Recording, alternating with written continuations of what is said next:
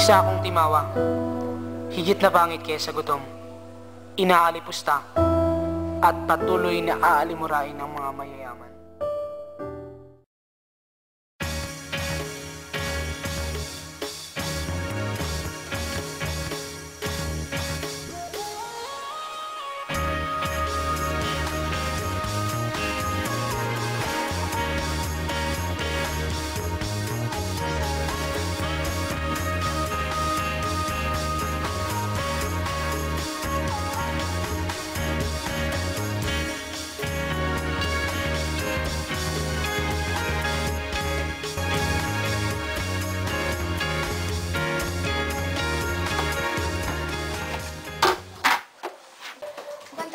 Andy, ngayon lamang ako nakakita ganyan magtrabaho.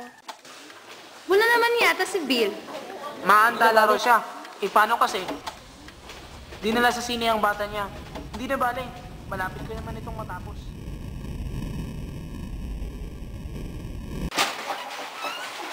Giliw? Andito na pala ang Kulukoy, oh. Grabe ka naman. Kulukoy talaga. Sabit nga naman ito.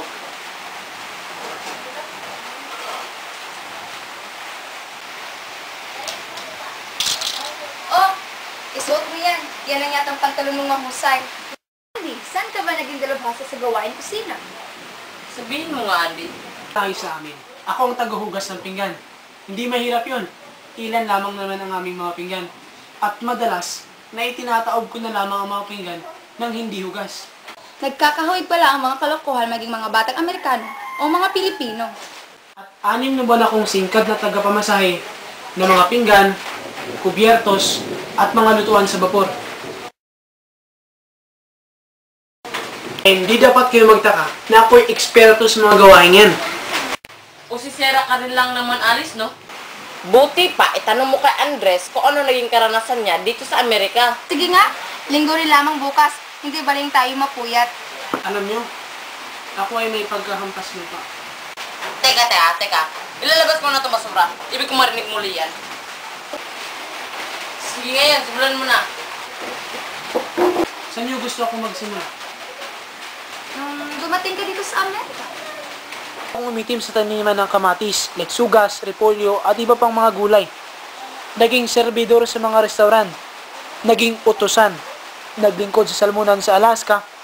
At nagpatag ng bato sa daang tren sa Nevada. Alin sa mga karanasan mo ang nakapagpabago sa buhay mo dito sa Amerika? Sa San Francisco ako bumaba at ang paghugas ng pinggan ang unang naging hanap buhay ko. Naging mga gawa sa iba't ibang bayan sa California, namitas ng mansana sa Oregon at Washington, namitas ng dalahito sa Florida. Lalo akong umitim sa taniman ng kamatis, letsugas, repolyo at iba pang mga gulay.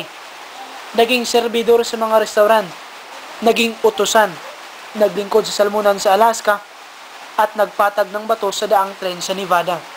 Alin sa mga karanasan mo ang nakapagpabago sa buhay mo dito sa Amerika? Halimbawa, bakit mo naisipan ang mag-aral at bakit mo iniwan ang iyong paglalagalag? Hindi nangyari dito sa Amerika ang bumago sa takbo ng aking buhay. Doon sa amin. Doon sa Pilipinas. Paano?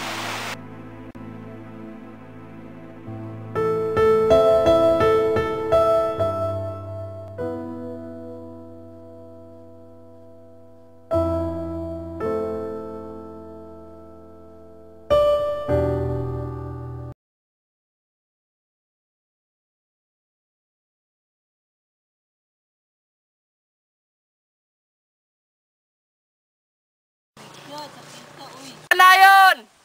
Pinapapunta tayo sa bahay ni Donya dahil may pista doon! Sige, susunod lang kami!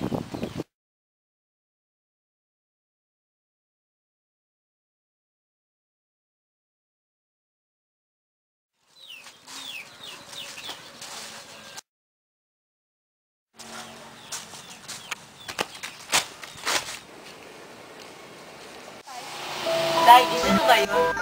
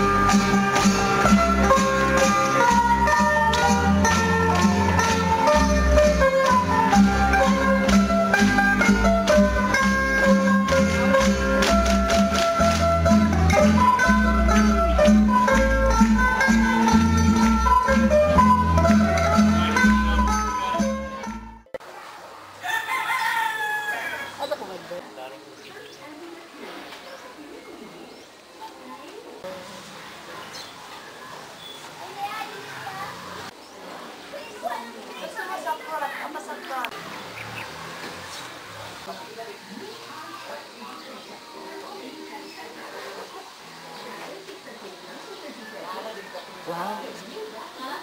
Ang ganda naman.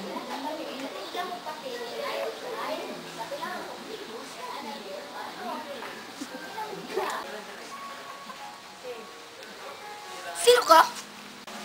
Huwag kang matakot. Paano ka napasok dito? Magnidako ka, no? Mami! Mami! Go. Anak, kakain na tayo. Ayun na magnanakaw, Mami, oh! Mami!